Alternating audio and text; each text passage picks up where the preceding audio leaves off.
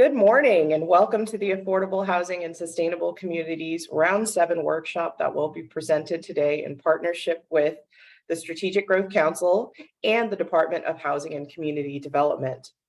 If you had joined us for our webinar or our roadshow workshops, welcome back. If you are joining us for the first time, thank you, and we hope you find this information helpful. My name is Lynn Jones and I'm the Section Chief over our Climate Change branch here at HCD. Next slide. Let's start with some housekeeping rules. While many of you have attended AHSC workshops in the past, for those who are new, there's a lot of information that we will be covering today. Our goal is to assist you by providing the information you need to help make your application submission successful. As promised, this is a recorded presentation of the same information that was covered during our recent workshops held earlier this month. While most of this content does not apply for this recording, it is important to note the format of our presentation today.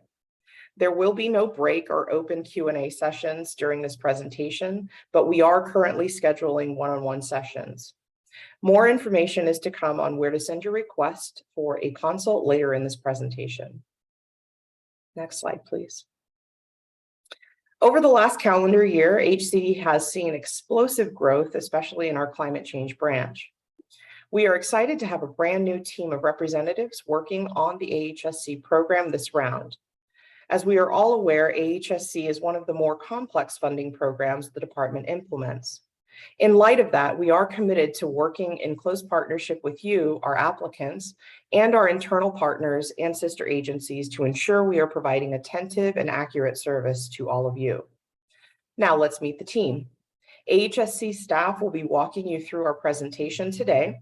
And if you will be submitting an application for funding this round or engaging the department with questions on prospective applications, this is the staff that you'll encounter. Mark Caswell, our AHSC program manager with the Strategic Growth Council. Alicia Center, AHSC program manager here with HCD, and her team of housing representatives. Christine Rees, Dana Buto, Donna Walker, Jeffrey Fong, Jeffrey Ford, and Flavio Cordero. Now let's take a look at the agenda for today. We have a very robust agenda. The layout of our presentation resembles many workshops we have done in the past, but with some slight changes to better align with our AB 434 Super NOFA. Our team will cover and provide details for all of the following sections. Up next, we have Mark with the overview and key changes of AHSC this round. Dana and Christine will present on threshold requirements. Donna and Jeffrey will go over scoring criteria. Alicia will cover general feasibility. Jeff and Flavio will go over application highlights. Alicia will cover application submittal, and I will round us out with some HCD program policies and resources. Next slide. Lastly, here's the timeline for round 7 funding. Applications will be due April 4th of 2023, which will begin our threshold and scoring review. Applications that pass threshold and do well enough in scoring will move on to feasibility. Staff will make recommendations for awards that after approval will be announced to the council meeting scheduled at the end of August. Now Mark will cover more details on the AHSC program overview and key changes for this round. Thank you.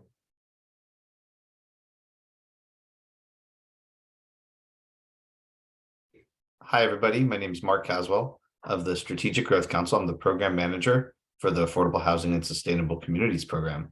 I'm going to do a quick overview and then talk about some of the changes between round 6 and round 7 for those of you that may have reviewed the guidelines in previous years.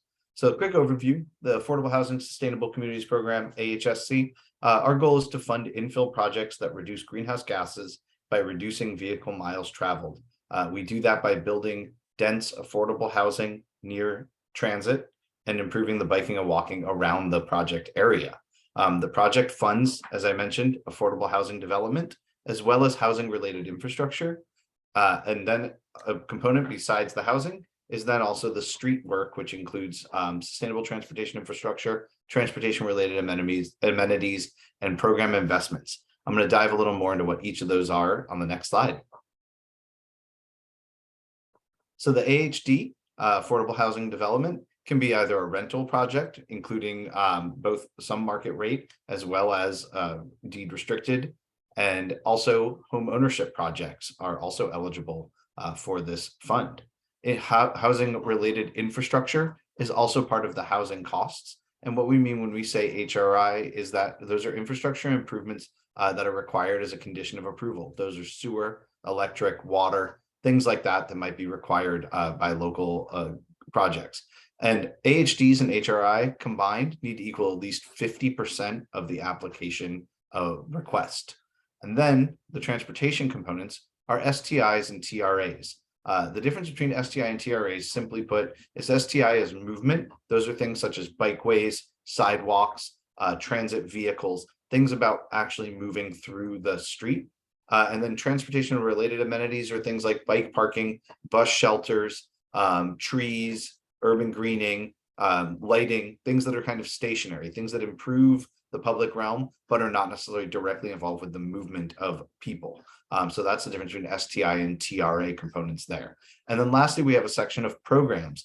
We get extra points for these. These are not required, but by having a program, you can get extra points towards the 100-point scale. And that includes things like bike safety workshops, pedestrian safety workshops or encouragement, walking clubs, walk with a dock for senior projects, things such as that, as well as transit ridership encouragement, air pollution reduction, as well as other things related to services for the residents of the AHD and the community members. Those could include low-income car share, tenant legal counseling, financial literacy, digital literacy, and different components such as that as well, to really help make sure that people are not only surviving, but thriving inside the AHD and the surrounding communities.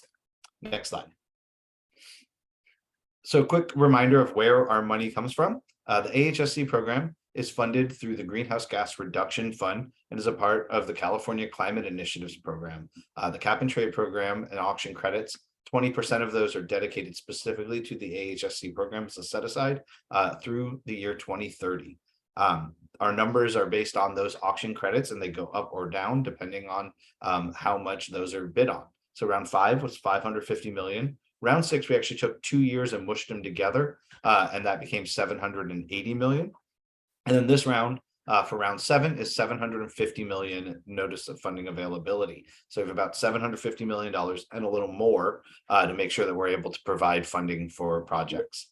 Similarly, the project maximum and minimum, the maximum is 50 million that anyone can ask for each project.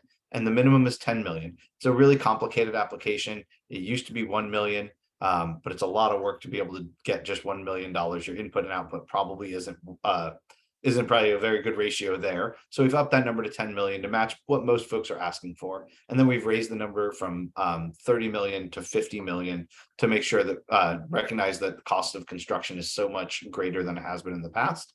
And with that 50 million, as I mentioned, you have to do housing and transportation. So this is saying 35 million is the maximum for housing, which leaves 15 million for transportation. You can kind of go up and down there as long as 50% of your ask is for the AHD or HRIs. Next slide. Another breakdown, a lot of numbers here. The project with our funds, we make sure that we're funding projects all across the state. We want to make sure that we're funding projects that are not just only in high density urban areas, but also in some of the less dense suburbanish areas, as well as in rural areas. So one of the decisions that was made by the Strategic Growth Council was to take the funds and split them into 3 separate categories that kind of reflect the nature of land use across the state. So 35% of the funds go to TOD, transit-oriented development projects. Those are going to be within a half mile of a rail line or a bus rapid transit line. 35% will go to integrated connectivity projects, ICP, and that is kind of projects that are within a half mile of any busway or any bus stop that has at least 2 departures during peak hour, and that is many bus stops. That's 2 or 3 hours of your day, so that's the 35% that goes towards that. And then there's 10% set aside for rural projects.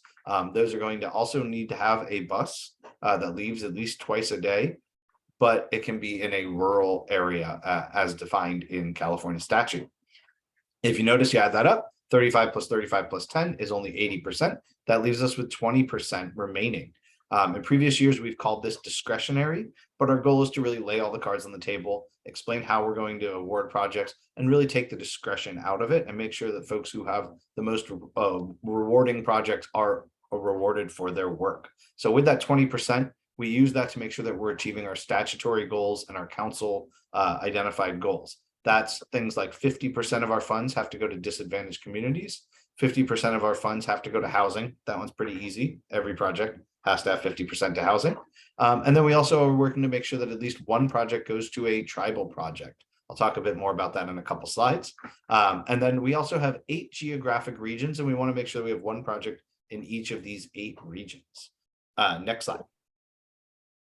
So you can see right here, here are the 8 regions. I will just note for you all that the North State and Sierras are combined one. So that dark orange there that you see, those are one project, even though they are not contiguous. But there are 8 different projects here. Bay Area, Los Angeles and Orange County are one. Ventura is part of the Central Coast. San Diego is its own project. And then there's inland Southern California, which includes Imperial, Riverside, and San Bernardino. Just to note, these are not tied to MPOs, but these are other opportunities that are working to make sure that we're providing projects all across the state where populations exist. And we want to make sure that we're awarding those. There is one caveat that should we not get a project that meets our basic standards in one of these regions, then we would make a correction to the 8 regions. But we're hoping that we get a lot of projects from across the state. One aspect of that is that we offer technical assistance. So if you're someone who's in one of these regions and you're not sure whether or not your project is eligible, check the AHSC website at Strategic Growth Council, and we have technical assistance to help get projects both across the finish line for this round as well as for future rounds. Next slide. So a little bit more on the awards process, things that have changed between round 6 and round 7. We're going to combine threshold and initial score letters. We're going to work to have those together. We have a really short turnaround time from the due date to the award date. So we're going to really be condensing some of the things here. Last round, most projects passed threshold, so it was relatively easy, and we got these initial score letters together. So we're hoping to get those out the door to you all relatively quickly after submittal. Similarly, in the past, greenhouse gas reductions were head-to-head scored between projects all across the state. We are not doing that this time around. We're going to give you in your letter the actual MTCO2E, and we will only calculate the head-to-head scores using binning process once we've approved or denied all of the appeals, and we know what anyone's final MTCO2E amounts are. Similarly, there'll be negative points which are assessed in this project. That was a memo that was out by HCD a few months ago, and they're going to talk a bit more about that in a little bit. But if you've been unable to deliver your project or failed to give some of your documents on a timely basis, you may have negative points assessed, and those will be considered in our scoring process. We also will have a minimum score. This is something that's been operational, but wasn't really written down and codified into the guidelines. We have a minimum of 70 points. We just think that a project that's below 70 is probably unlikely to get built. And we want to make sure that we're keeping our funds in that aspect and make sure that we're funding projects that are likely to get built and likely to get built quickly. We've mandated the geographic and tribal targets, as I mentioned earlier. And then lastly, another one that's been operational but hasn't been codified. We are not going to partially fund projects. These projects are so complex and interrelated, and we know that folks would have to work together with all of their partners to figure out what is and isn't on the table should we end up only awarding some percentage of a fund. So we're only going to award the full amount that's left there. If there are funds left over, they'll be rolled into the following year. If the funds go a little over 750, we think that we'll be able to find a way to make that work and make sure that we can provide funding for projects wholly and fully. Next slide. So I'm going to talk a bit more about some of the major changes between round 6 and round 7. Next slide. So quick change. Now, again, some of these are going to be repetitive. The maximum award was increased to 50 million. Minimum was increased to 10 million. And as I mentioned, the housing is 35 and the STI TRA is 15. Put that together. So that's the maximums there. Any split you want, as long as 50% of your ask is tied to the AHD and HRI. We've expanded eligible applicants to include all Native American tribes that are listed on the Native American Heritage Commission list. not just federally recognized tribes as has been required in the past. And just to take a moment and say that when we refer to a tribal project, that includes a partnership with a tribal entity. It need not be the primary applicant, but needs to be a joint applicant in partnership with other applicants as to qualify for the tribal set aside. The all AHD projects must be all electric design. This is a change from last year. We gave points for projects that were all electric design, and so many projects achieved that goal. It was really great to see that we've rolled that over into a basic threshold at this point. So only zero emission generators are eligible costs for AHSC program. And we've also reaffirmed that battery arrays are an eligible cost as well. They've been eligible, but folks felt that we hadn't been explicit in that. So we wanted to make sure we're really specifying that that is considered part of this program, should that be a project you'd like to fund inside your project. When we say all electric design, that means no gas hookups. And that means that, space heating, water heating, and cooking are all done through electric. And applicants are also required to provide high-speed internet. In the past, we've required that projects were wired for high-speed internet using Ethernet cables. It's 2023. Most people are using Wi-Fi. And so we wanted to really make sure that we're targeting the future and building for the future. And so one of the requirements is that the AHSC projects will be required to provide high-speed internet service for 5 years to all income restricted units. AHSC funds may pay for the first 3 years. It will be up to you as the applicant to identify an opportunity to pay for it for the remaining 2 years there as required. It's worth noting, in the time of writing this draft to final guidelines, the federal government has released new subsidies for high-speed internet for folks with lower income levels, and there's already opportunities there. And who knows what it'll look like in 5 and 10 years when this project are actually getting certificate of occupancy. We want to make sure that we're providing for modern days and with a modern work environment. Next slide. Another big change, project area. In the past, project areas grew and shrank based on the inclusion of bikeways, walkways, and things like that. And they would end up growing into something that I call the ever-growing blob. Instead, we've decided to simplify this and say, let's focus our funds, let's focus our attention, and let's focus our investment on the 1 mile radius around the AHD. So this really simplifies the mapping projects for you all as applicants, as well as also for us as reviewers. So there's now a 1 mile circle around the AHD. You pick a point inside the AHD parcel, and you're able to draw a 1 mile circle. If you have a scattered site project, choose one of the scattered sites, pick that parcel, pick that point, draw the circle. If this parcel is very large, it's up to you. You can pick whichever one is most advantageous for yours. And then you have the 3.14 square miles to do your investments related to STI and TRA. As I mentioned, all project area types must include an AHD and or an HRI and at least one STI, TRA, or program cost inside the project area.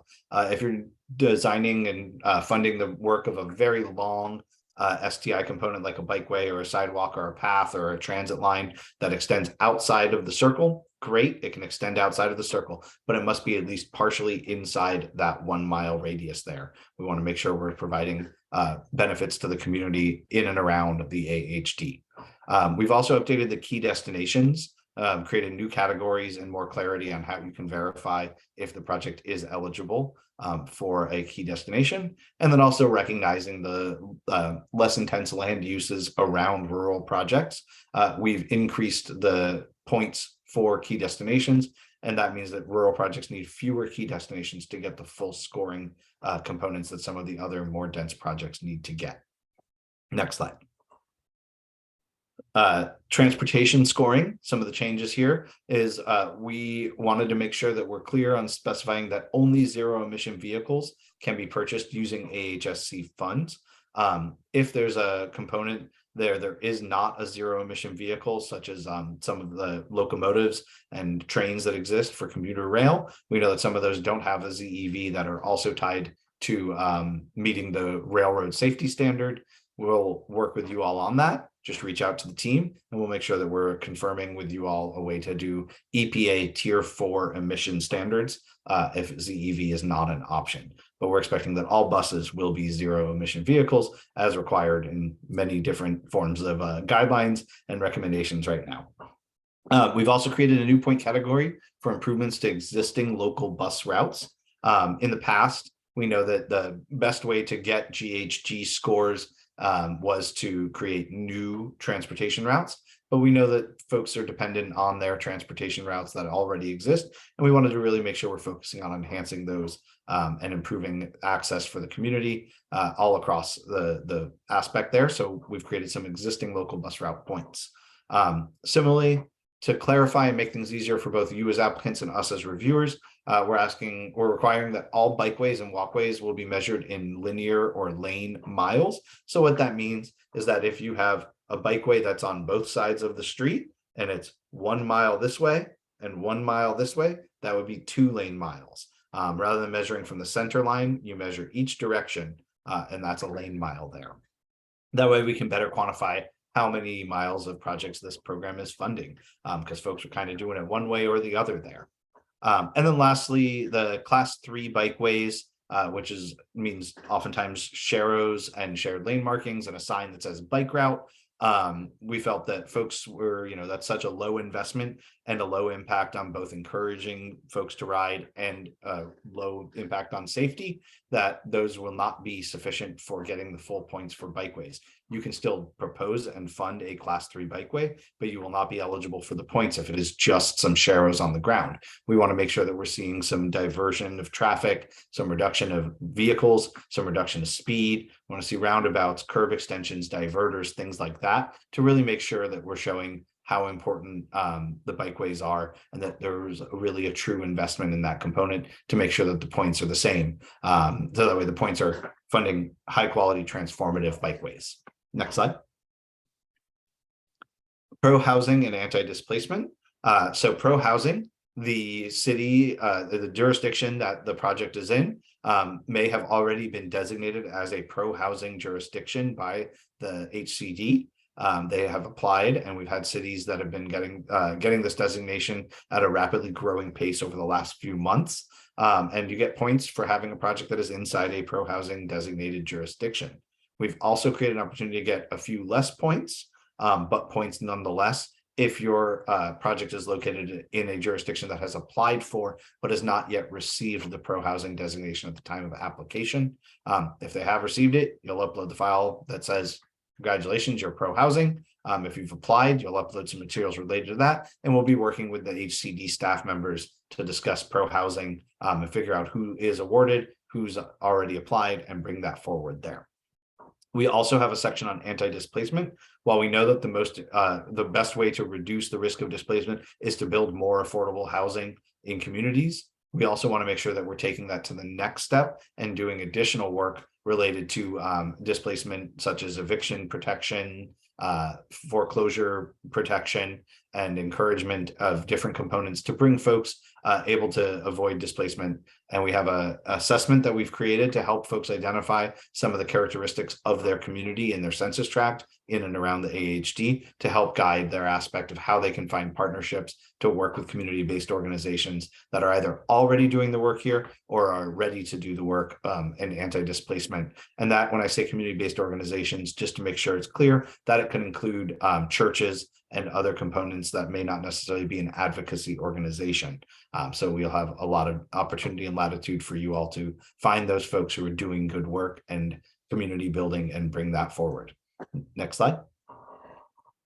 Narrative. One of the things that happened in previous rounds was the narrative was pretty open format. Folks were allowed to write as they wished on 6 pages. We've worked to make sure that we have a more prompt-based component here. We're going to ask specific questions. The word count is the same as previous rounds, or similar to the previous rounds. And we've added some sections around community resiliency, climate resiliency, and air pollution. We're asking folks to respond in a prompt-based format. That'll make it easier for you all to help write the narrative, as well as for us to be able to review those narratives. And we've also added a special section on equity and transformation, and how this project will help transform and bring equity to the communities in the areas where it's being built. And we want to make sure that you really use that opportunity as a chance to shine and show some of the great transformative work that's being done by your project.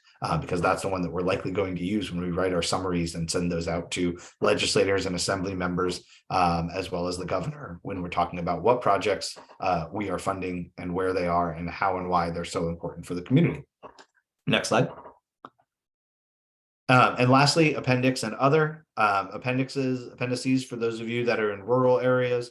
We've modified the net density definition to allow for septic facilities to be exempt from calculating the net density. This is something that was a top priority from some of the rural applicants and advocates in previous rounds. And we've made sure that we're working to help make them have access to the program as well. Also, AB 1010, which is the section 50406 of the California Code, allows for tribal access. That means that if there's a waiver where a tribal entity feels that they should not be subject to the specific guidelines in our HCD program, that will make sure that we're finding ways to work with them and collaborate to help make sure that we're improving access for our tribal partners. The Sustainable Community Strategy, SCS, in the past, similar to the narrative, it was kind of an open format. You could go and write whatever you wanted in your letter, and it was up to you to go find someone at the MPO who would be able to write that letter. And we know that folks have limited time to write these applications. So we've provided a list of contacts and a simple questionnaire that can be used either directly or as a template to make sure you're getting that letter done there, and really hopefully reduce the time that it needs for you as applicants to go and find that letter that confirms the project is supporting the SCS in your area. And then lastly, traffic calming, the list of traffic calming, for those of you that may have written an STI component in the past, there were kind of two definitions of traffic calming between the California Resources Board and the guidelines of the AHSC program written by SGC. We've combined those to make those more simplistic and put those together. We've done a lot this round in round 7, and I just want to take a moment and actually thank our partners at California Resources Board and at the Housing and Community Development Department and Strategic Growth Council. The teams worked really hard to really synthesize a lot of things and bring them together. And this is really just a quick summary of those changes. There's so many more in there, and you're going to hear some more from our partners who are going to start talking from HCD now. Next slide, Alicia.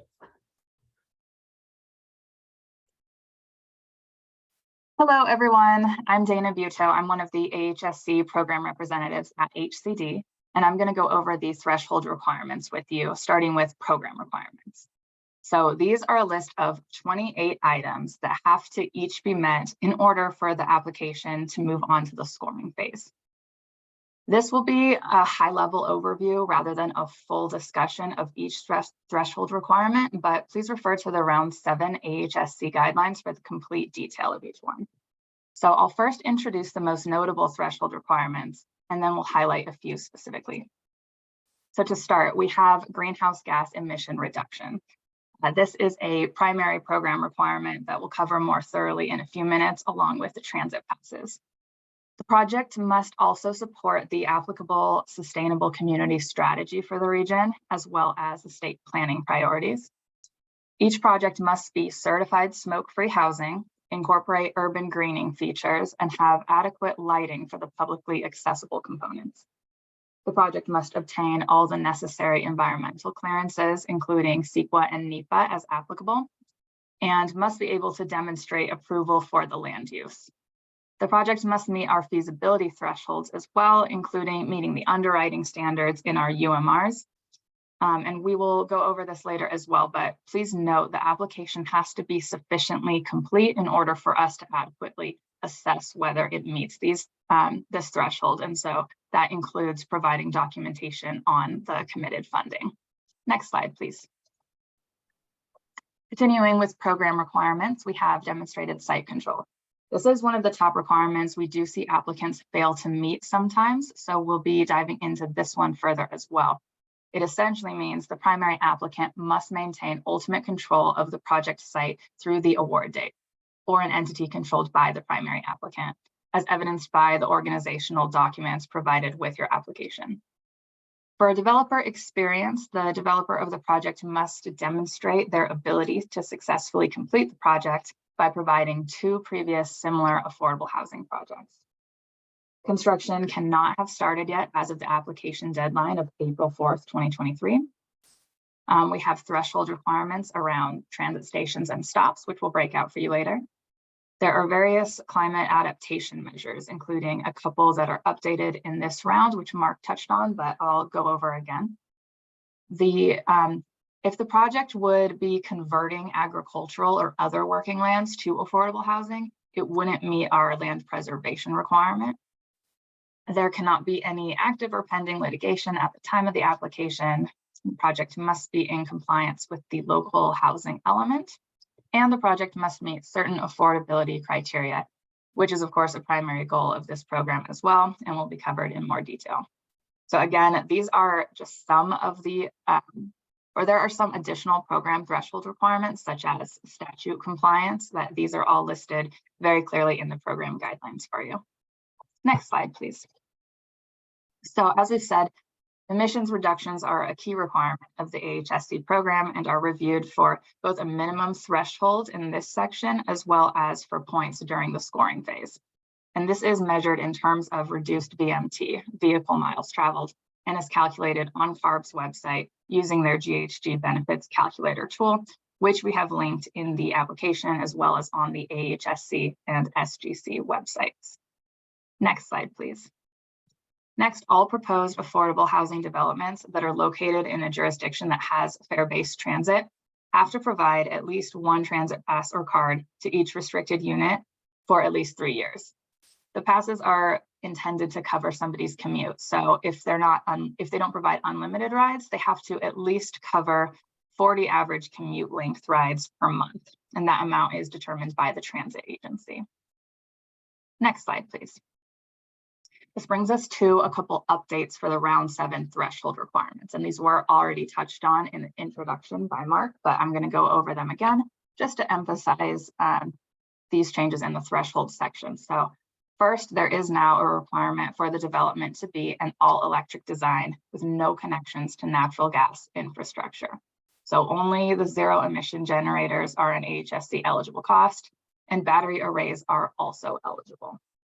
And then secondly, each restricted unit must be provided with high-speed internet for at least 5 years. And you can use the program funds from the AHSC grant for the first 3 years of that. Next slide, please. Next, let's look at which entities are eligible to apply for AHSC. So each project may either have 1 applicant or multiple applicants applying jointly. Most often we see something like a developer apply jointly with a county or city. But here's the complete list of all eligible entities. I'll just go through these really quickly for us. So local governments, local transportation agencies, public housing authorities, redevelopment successor agencies, transit agencies or operators, RTPAs, congestion management agencies, JPAs, school districts or facilities districts, university or community college districts, developers, program operators, or qualified tribal entities. Next slide, please. So let's go over a few additional notes on eligible applicants for clarity. So first, in this round, as Mark mentioned, we've expanded eligibility for Native American tribes to now also include tribes that are on that contact list maintained by Native American Heritage Commission. We touched on this before as well, but please ensure your primary applicant is able to demonstrate the experience. And this is done by providing evidence of at least 2 projects that are similar to each proposed AHSC capital project in both scope and size. And next, often a developer will form a special purpose entity that they control, and that will be the ultimate borrower of the AHSC loan funds, but that entity would not be your applicant. If you do have a situation where a public agency has a real property interest in the proposed project, then that public agency has to be one of your joint applicants. And this is clarified further in the guidelines if this applies to your project. And lastly, it's important to understand that if there are multiple applicants, they are jointly and severally liable. meaning if any of the applicant entities fails to meet the terms of their award, the other applicant entities are also considered legally responsible. And we have this requirement in order to help ensure the success of the project. Next slide, please. And I will pass it over to Christine.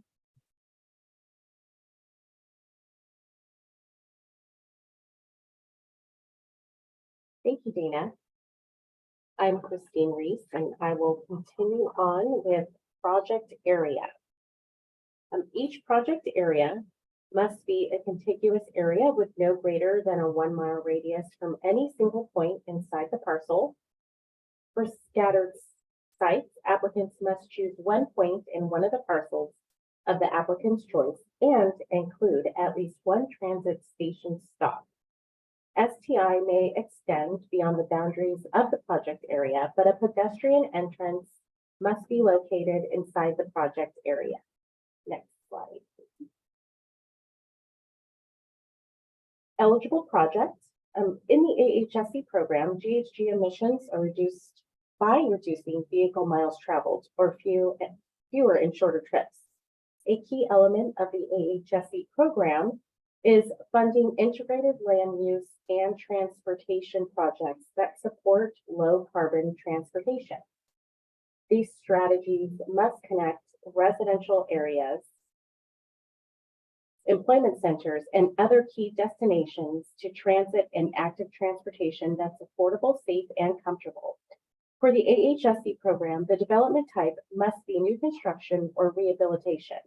This includes preservation of affordable housing at risk of conversion to market rate housing and conversion of non-residential structures to residential.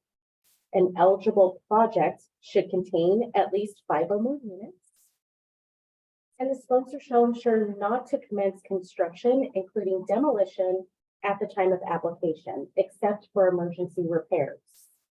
The location should be near key destinations. And new this round, Food Bank has been established as its own key destination. Projects proposed by tribal entity applicants must be located in Indian country or located on fee or trust land within the state of California. Next slide. The project must meet the following requirements. The project must demonstrate it complies with fair housing requirements.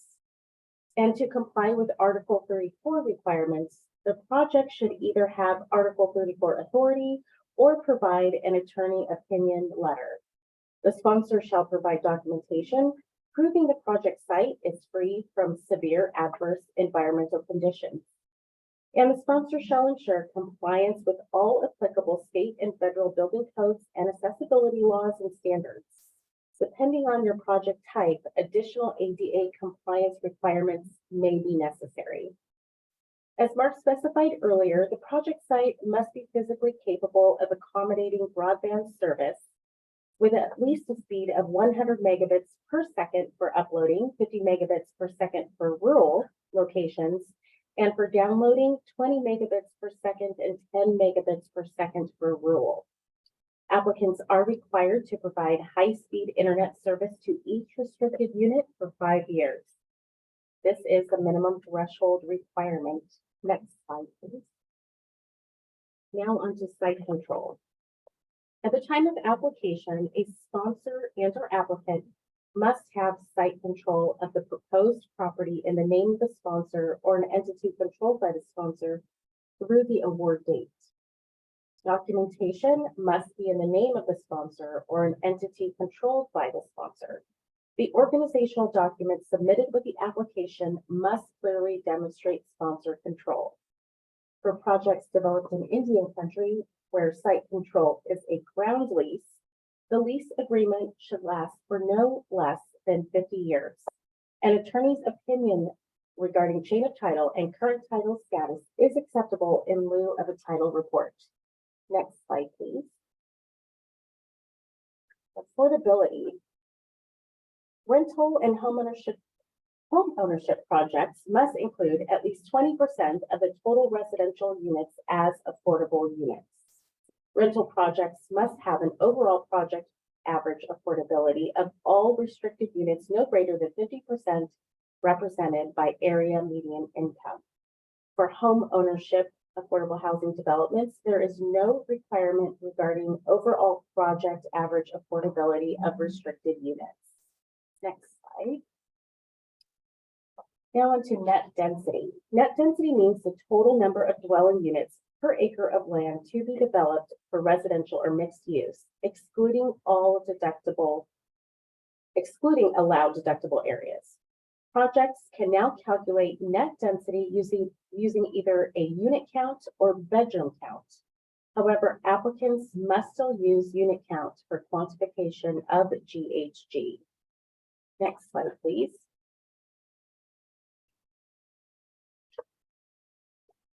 Project types. A transit station stop must include a high-quality transit for POD and a quality transit for ICP project types, no farther than 1/2 mile from the affordable housing development and in operation by time of application. For RIPA project areas, they may commit to building a qualifying transit by certificate of occupancy.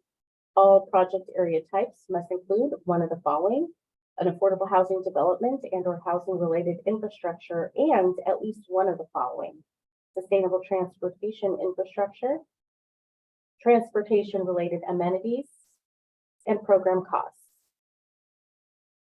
And now I will hand it over to Donna and Jeff to go over scoring criteria. Thank you, Christine. Hello, my name is Donna Walker, and today Jeffrey Fong and I will be going over scoring criteria for round 7. We will go over the differences in points from round 6 and some of the criteria of scoring in each category. Items we are going over in scoring may have been touched on by Mark in his previous slides for SGC. Applications will be scored according to our guidelines in section 107, scoring criteria. AHSC funds will be allocated through a competitive process based on the merits of the.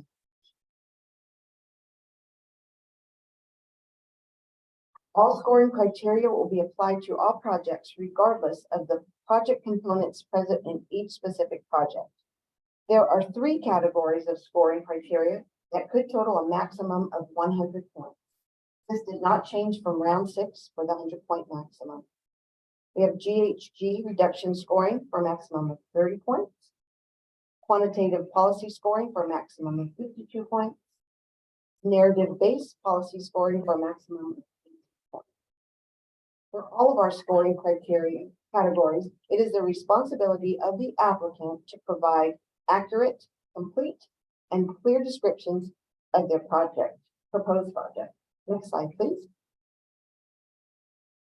So for our GHG reduction scoring, we have our transit and shared mobility GHG for a maximum of 5 points, project area GHG for a maximum of 10 points, and GHG efficiency for a maximum of 15 points. For total points of 30, and for this scoring for the GHG, the points did not change from round 6. Next slide, please.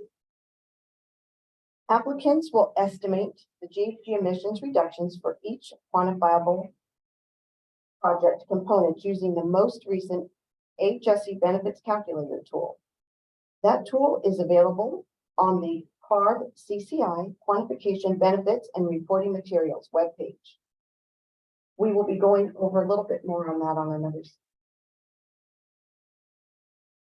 Applicants are required to adhere to quantification requirements and guidance published by our California Air Resources Board, or CARB, and SGC. We have streamlined the GHG binning and scoring process. Emissions reductions will be ranked from highest to lowest. As stated, each application will be ranked from highest to lowest within each GHG category. Each application will be assigned to one of the 5 bins in ranked order. Each bin will receive an assigned point score as seen in the bin process table. As you can see in the bin process table, bin 1 would be the maximum amount of points and bin 5 the lowest. There is one thing to note. Projects that do not include a transit component, or if they do include a transit component that results in net increase in admissions, they will be placed in bin 5, but receive 0 points for the transit and shared mobility GHG category. Next slide, please. The GHG Affordable Housing, Transit and Solar PV Inputs tab can be located in the HCD AHSC webpage in the Notice of Funding section just below the NOFA and application as pictured below. Once the drop-down menu shows, use the blue hyperlinks to access what you need. Next slide, please. A recorded webinar of our GHG benefits calculator tool that was conducted by CARB on January 24th can be accessed at the HCD AHSC webpage in the Resources tab. You would use the blue hyperlink to access the webinar. CARB is an AHSC partner, but they were unable to be with us today. Now I would like to turn it over to my teammate.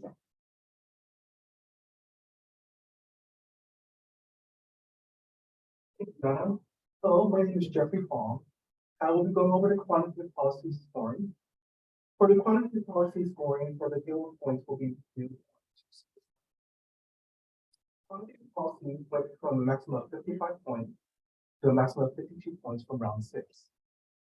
Active transportation and transit improvements has a maximum of 14 points. Green building and renewable energy has a maximum of 3 points. Housing and transportation collaboration has a maximum of 10 points. Location efficiency and access to destinations has a maximum of 3 points. Funds committed has a maximum of 4 points. Was previously listed as funds leverage in round 6. Next slide. Pro-housing designation. This has been added back from the previous round. It has a maximum of 3 points. Anti-displacement strategies has a maximum of 4 points. Local workforce development and hiring practices has a maximum of 3 points. Housing affordability has a maximum of 5 points. And programs has a maximum of 3 points. As stated in the previous slide, quantitative policy policy scoring has a maximum of 50 points total. For active transportation and transit improvements, this is measured in lane miles. In the past, some counted center miles, some counted lane miles. As an example, 1 mile of bike lane in one direction is 1 lane mile of bikeway. Bike lanes on both sides of the street means it's 2 lane miles. For temporary permanent infrastructure, a project that converts a temporary bikeway, example could be with paint or plastic bollards, to permanent bikeway using permanent physical barriers, such as for concrete or planting. This will be eligible cost for the project. Class 3 to context sensitive. This meets CARB's definition. The length of context sensitive bikeway and other STI improvements will be uniformly measured by lane miles. We have added 4 points for projects that improve existing transit routes that serve the community around the affordable housing development by at least 1 lane mile. Next slide, please. Simplified TRA points, now along a block face. Projects will receive points for funding a minimum of TRA funds along the side of a block face with a transit station stop within a project area. If anyone was wondering what a block face is, it is the side of a block that faces a given street. Other lands. Projects will receive points for having their affordable housing development on excess land, surplus land, land from a transit agency, or the project being in a high-speed rail planning area. An affordable housing development, which is developed on land designated on excess land or any land declared surplus by a local agency. Projects developed on land donated by or leased at a discounted rate from a transit agency are also eligible for these points. Projects developed on land donated. Projects developed on lands donated or leased at a discounted rate from a transit agency are also eligible for these points. And we are providing incentive for projects that are utilizing land that is listed within the executive order EON 0619. Next slide, please. Location, efficiency, and access to destinations. We have deleted points for walk score, but we have clearly defined each key destination and will provide templates to streamline the identification of these key destinations. Let me provide a few examples of key destinations there. There's a grocery store, food bank, medical clinic, licensed childcare facility, pharmacy. Additional key destinations are listed in our AHSC guidelines. Funds committed. A project will receive points for funds committed, which aligns with NOFA. Next slide, please. Pro-housing designation. This has been added back from previous rounds, so I will expand on this topic. We have added points for pro-housing designation. Projects may receive points if applied for designation and meets other policy requirements. Points will be awarded for projects located in jurisdictions that have received a pro-housing designation, or points will be awarded for projects located in jurisdictions that have applied for a pro-housing designation from the department. The pro-housing application must be received by the department before the application due date, and the jurisdiction must have passed a resolution of their governing body authorizing application and participation in the pro-housing designation program. Anti-displacement. For you to receive points, projects must provide an assessment and commit to funding an anti-displacement activity. Projects that document a commitment to implement at least one new or expanded anti-displacement activity, which is listed in section 107G of the guideline and has a supported by assessment of housing needs and displacement vulnerability. Local workforce development and hiring practices. This is restructured section to make options and requirements clearer. Projects that implement workforce development strategies that advance the recruitment, training, and hiring of individuals who live within priority population census tract or low-income households. Next slide, please. Housing affordability for rental projects. We have increased the percentage of extremely low-income household needs needed to achieve points and have added points for projects with a minimum percentage of 3-bedroom or larger units. For home ownership projects, points awarded for percentage of units to low-income households. Next slide, please. Programs. I will briefly outline 4 types of programs that are eligible for points. The Active Transportation Encouragement and Safety Program. These are programs to encourage residents to walk or bicycle more frequently and more safely. The next one is AHSC Resident Support. This is instructor-led educational training, health and wellness classes, or skill building classes. This could also include financial literacy training, computer training, and home buyer education. Please review our guidelines for more examples. For the low-income ZEV car sharing program, these are programs that would provide free or reduced cost access to zero-emission vehicle car sharing program and tenant legal counseling. These are programs that will provide legal advice and education to renters on their rights as a tenant and access to programs to help reduce risk of eviction and displacement. We have worked on clear requirements outlined in the guidelines and have mentioned some examples above. Now we'll turn back over to my team to comment.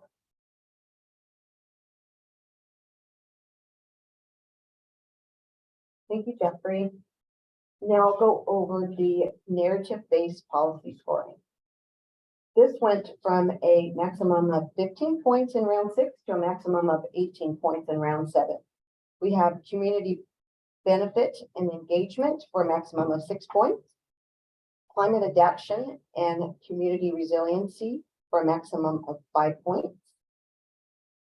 Collaboration and planning for a maximum of 4 points. Equity and transformation, which was newly added for a maximum of 3 points. In round 6, this was community air pollution and exposure mitigation. Next slide, please. For narrative scoring, Mark mentioned this earlier, there was previously 6 pages of open text. Some did say it was hard to write and hard to score. Now we have discrete prompts on specific topics.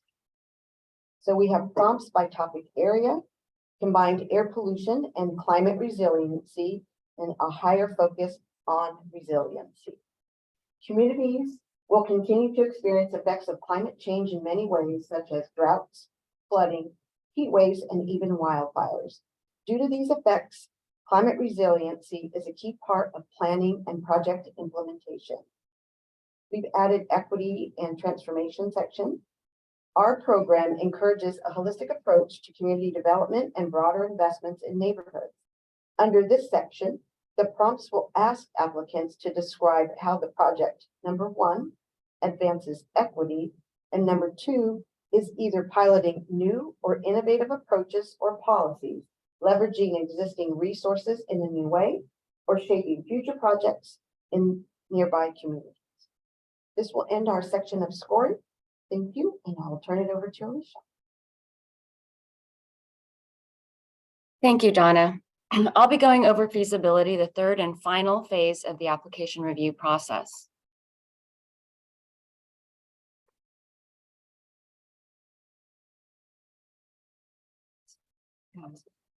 Sorry, pardon me. There we go. Thank you. Sorry about that. Total development cost. When determining the total development cost, please make sure the total amount in the budget matches the total amount of the permanent funding sources. The department will lower the loan amount if the funding sources exceed development costs.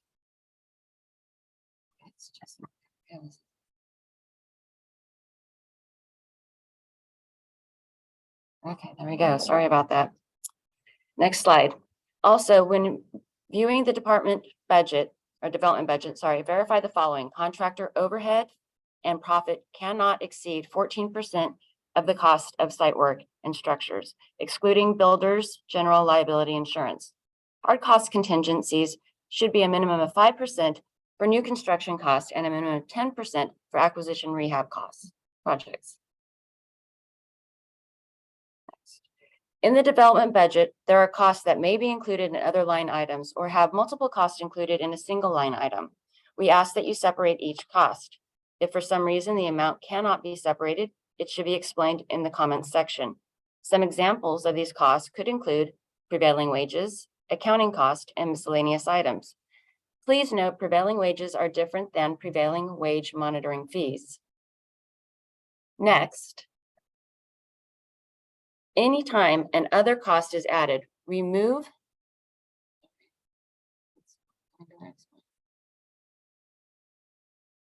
I cannot get it to go to the next one. Why is that? Sorry, pardon me.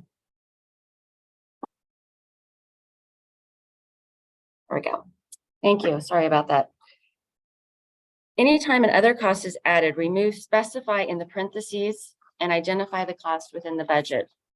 Additionally, if there are multiple costs included in a single line item, please separate the amounts in the comments section located at the bottom of the development budget. There we go. Now we're working. The following slides are for loans only. Operating reserve.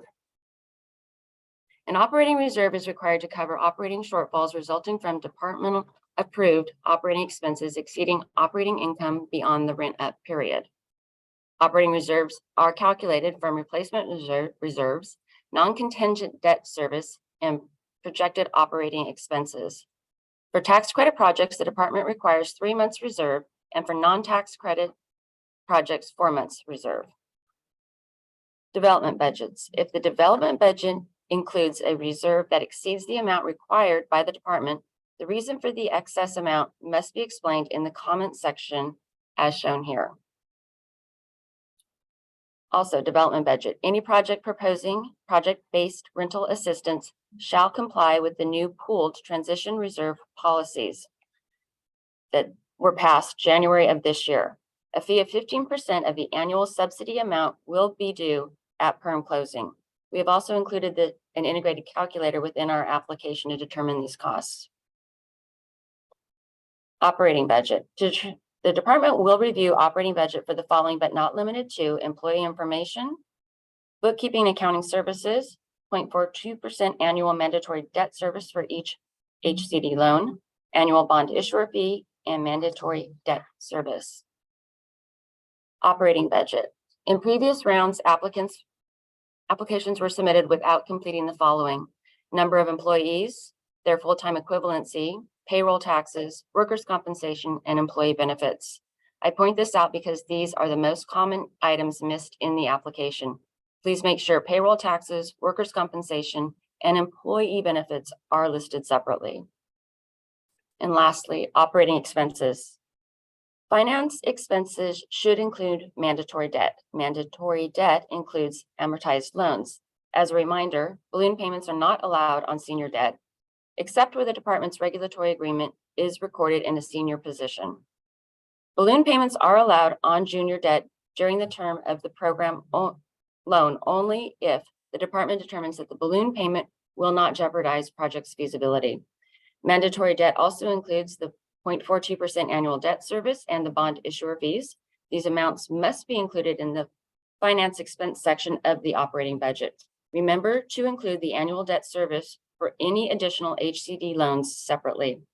Asset management, partnership management, and similar fees must not exceed the amount allowed by our UMRs. We're going to go past the 10-minute break and move right into the highlights of our new application. I'm going to turn it over to Flavio and Jeff. Thank you, Alicia. Hello, everyone. My name is Flavio Cordero. Therefore, and I will be covering the application highlights.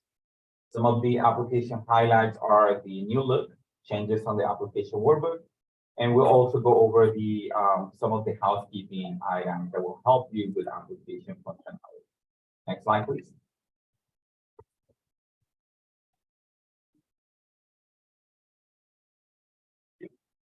You'll notice that our application, our website has a new look now. It's very easy to navigate and it's been upgraded, guys. Next slide, please.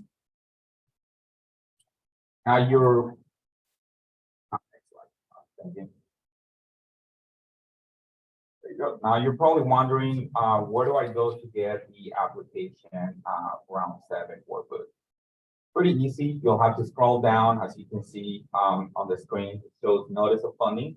Once you click on the notice of funding, that window will expand, and you'll have the round 7 NOFA application and also the round 7 application workbook.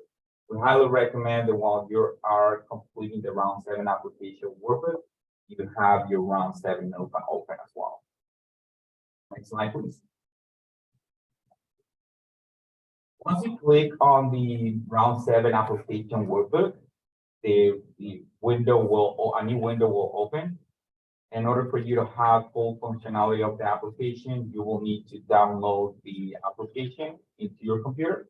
Once you download that application on your computer, you'll have to open it. Once you open that round 7 workbook application, you must enable editing all the time to have full functionality of the application. Next slide, please. On this slide, we're going to talk about application macros. This is very important for you to unblock the macros to have full functionality on your application. Now you're wondering, how do I unblock macros, Fabio? Well, the way it's pretty easy. If you have that message at the top, you guys are seeing that the arrow, it's a red message that it says security risk. That means that your macros needs to be unblocked. So in order for you to unblock macros, the first step that you need to do is you need to save the application into your computer, close it. Once you save it, you must close the application. After it's closed, you're gonna do a right click on the file.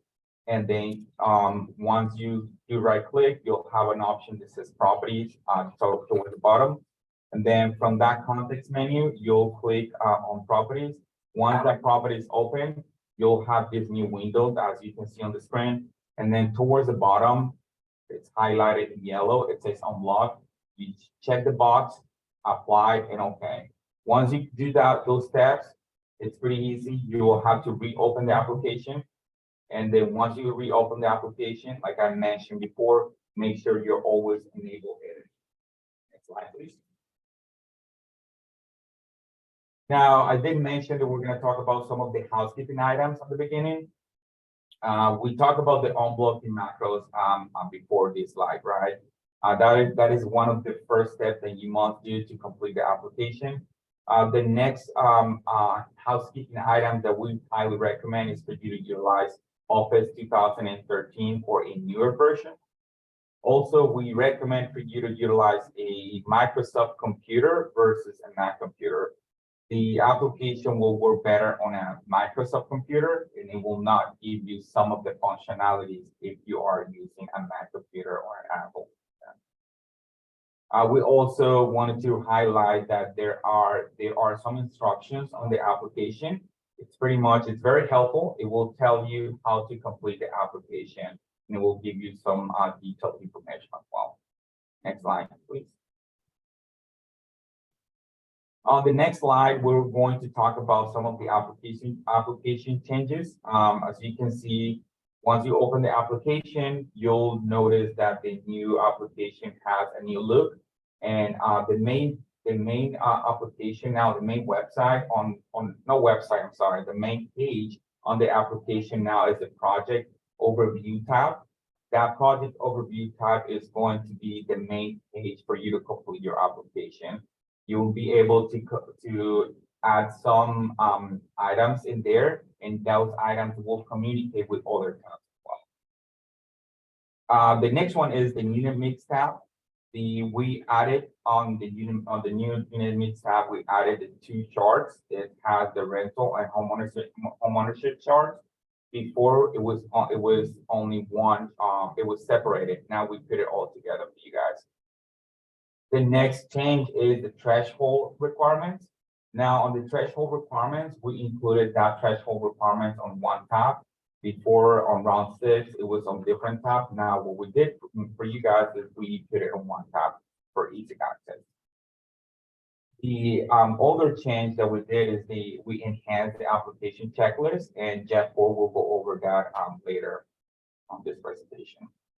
We also included the transition reserve calculator in our unit mix tab, and we created a new application portal that is going to allow you to upload all of the necessary documents. And Alicia will go over that portal with you guys. Next slide, please. Now, as I mentioned before, once you open the application, you will notice the main page is the project overview page. And you will pretty much complete the application from top to bottom, left to right. It's important for you to answer all of the questions on this part of the application, the project overview tab, because this overview tab will allow you to open different tabs as well. For example, if you answer no to a question, at the bottom of and you'll see that Jeff will go over that. At the bottom, you'll see that some of the tab of functionalities will now open to you guys. Next slide, please. Now we're gonna talk about application contact list, and I'm gonna pass it over to my teammate Jeff Ford. Thank you. All right, thank you, Flavio. So what we'll do is we'll cover over a lot of functionality for the new application. And as Flavio mentioned, the application contact list. This is a new feature which will now require to complete the entity name, eligible applicant type, and organizational type under the project overview tab. It will automatically update cells on the contact list tab. The yellow highlighted fields are required fields that must be completed before moving on to the next step. So what you're looking at on the slide here is the top portion of your project overview tab, where you put in your entity name, eligible applicant type, and as I mentioned, the slide below, it's transferring over to your contact list tab. Now you still see yellow highlighted fields, which you'll still need to. Next slide, please. Now, the reserve calculator is another new feature for this round 7 application. This calculator was not available on prior round. Next slide, please. Now, on the project review tab, you must select yes to AHD or HRI for the matrix, for the max funds and unit mix tab to open. If you leave these two fields blank or select no for both, you will not have access to the unit mix tab. Now, again, really important, where you see that orange highlight on the left side of the screen is where you want to go ahead and make sure you select either the AHD or HRI to make sure the unit. And next slide, please. All right, as you can see, the quantitative policy scoring tab has a new look as well. You will notice that if you answer yes to upload to HCD, the upload checklist tab will update automatically. Also, depending on the answer for each question, a new file name will open. For example, select yes to question number 2 regarding existing bicycle network. The option to upload to HCD will appear again. We'll talk more about this in the upload checklist tab on a different slide. Next slide, please. All right, now the NBPS has a new look, so narrative-based policy scoring.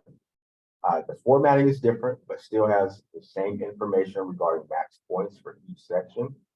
It does have the same functionality as the QPS regarding the question to upload to HCD. So by selecting yes, the upload checklist tab will update automatically. Next slide, please. CARP info tab is another new feature from the round 7 application.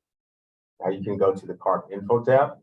This information is coming from the application, and you will use this information to complete the CARP calculator tool. Next slide, please. All right, so the upload checklist is different from prior rounds. The checklist is a comprehensive list of documents needed and not specific to project areas selected on project level tab. Now, as I mentioned before, the last of the list will update automatically based on yes or no answers to this question. So upload to HCD, you'll see that through the application. Now, if you answered yes to that question, a green check mark will appear. If a red X mark appears, it could be that it's not applicable or that a document was not uploaded to our HCD portal.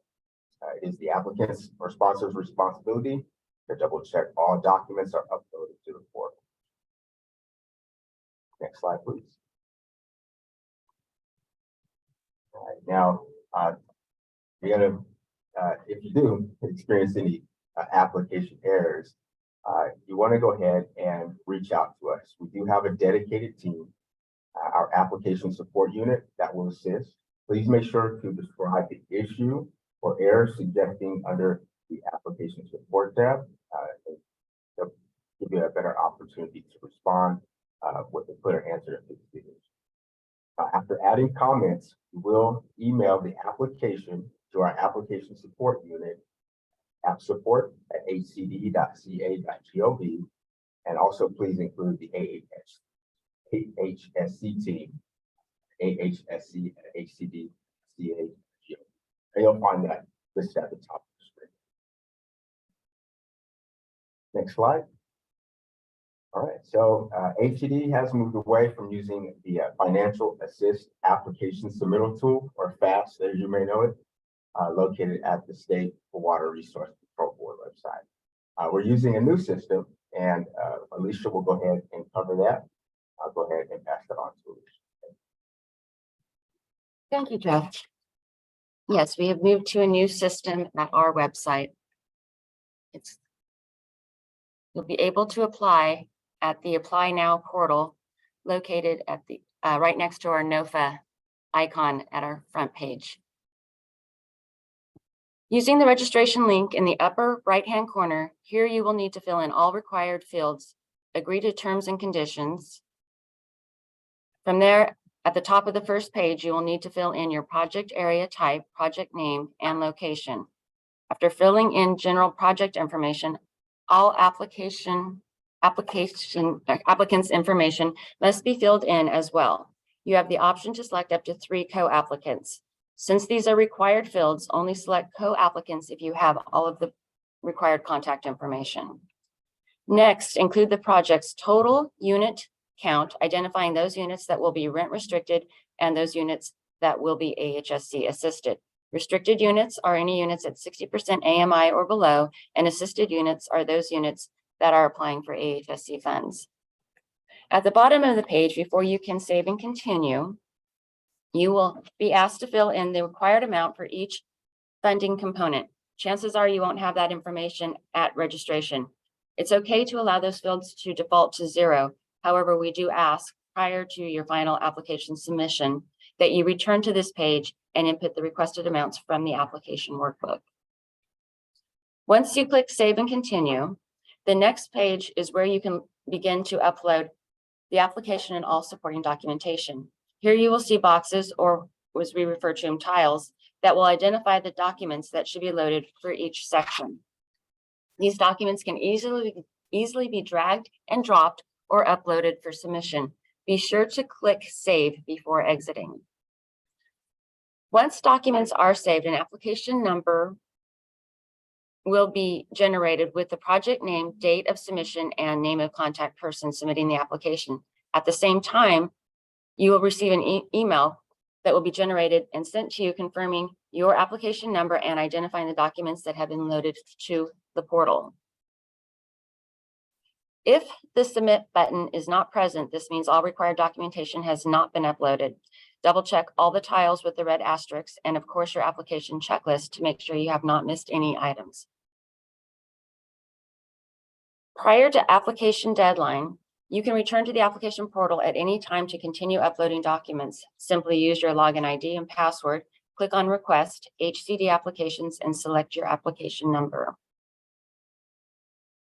Signatures are no longer required as part, or some signatures, wet signatures are no longer required as part of the submittal process. The complete application with all supporting documents must be uploaded and submitted by April 4th, 2023 at 4 p.m. Pacific time. Prior to deadline, if you have yet to submit your application, a reminder email will be sent to you.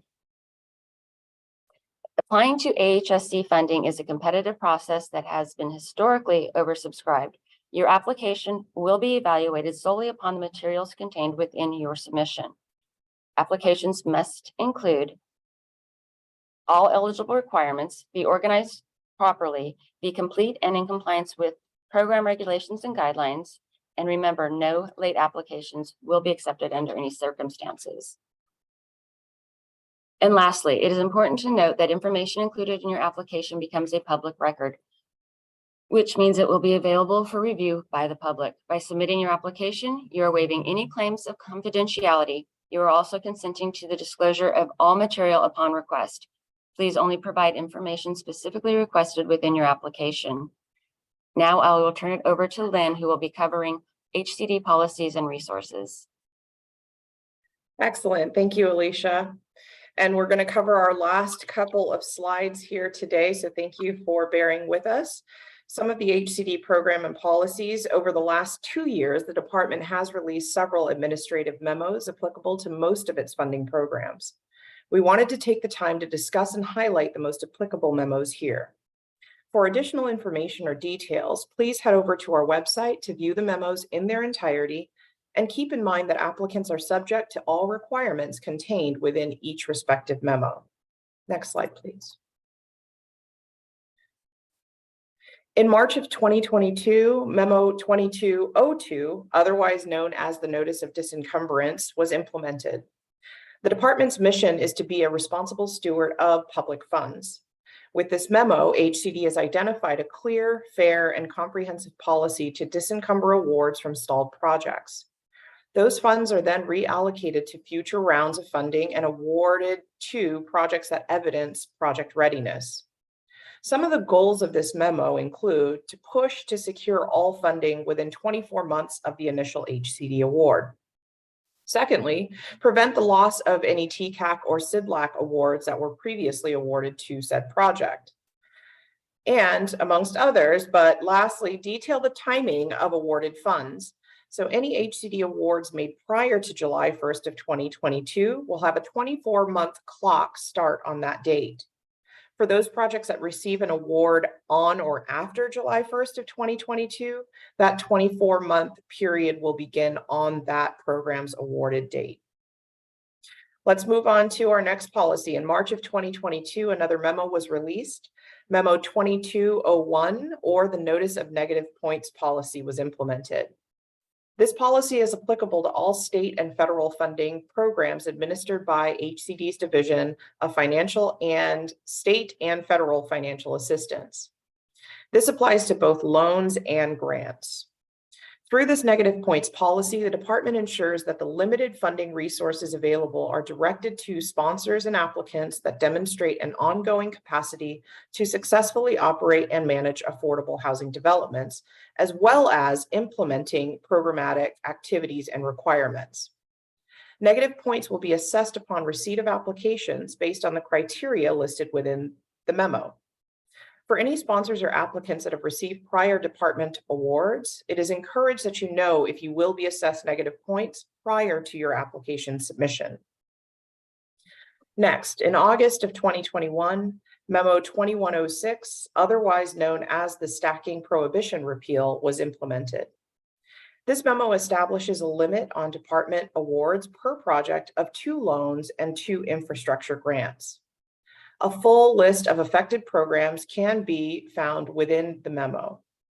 If your prospective project has already received an HCD award, please ensure you double check the memo to verify if you are exceeding the maximum allowed, as these awards will count as part of 2 loans and 2 grants. One last important note to consider: if your project is awarded in AHSC this round, it does count as 1 loan and 1 grant. Now, missing from this list is one policy that we did not list on our slides, but is still applicable, and that's Memo 2301, otherwise known as the Pool Transition Reserve Policy. While it was the team's intention to share this policy within today's presentation, because the policy is so new, the department is still in active discussions for how to most efficiently implement this policy. This means a supplemental policy may be released in the very near future. But this also means that a supplemental policy doesn't allow us to fully discuss the details here. However, we do encourage all applicants to take some time, review the policy in its entirety, and reach out with any questions you may have, and the team will be addressing those on a case-by-case basis. Next slide, please. Next, let's discuss where resources can be found. In past rounds, we recognized there were resources spread out amongst the 3 partner agencies, that being HCD, SGC, and also the California Air Resources Board, or CARB. In order to simplify the location of resources, we have consolidated, to the best of our ability, the resources to one location, which can be accessed directly through HCD's website or by visiting SGC's website directly. Next slide, please. As Jeff and Flavio covered earlier, the website has a new look and feel. So when you visit the AHSC webpage by clicking on Guidelines and Regulations, you will see a link to supplemental materials. This will redirect you to SGC's webpage, where you will find all applicable AHSC resources for Round 7 materials in one place.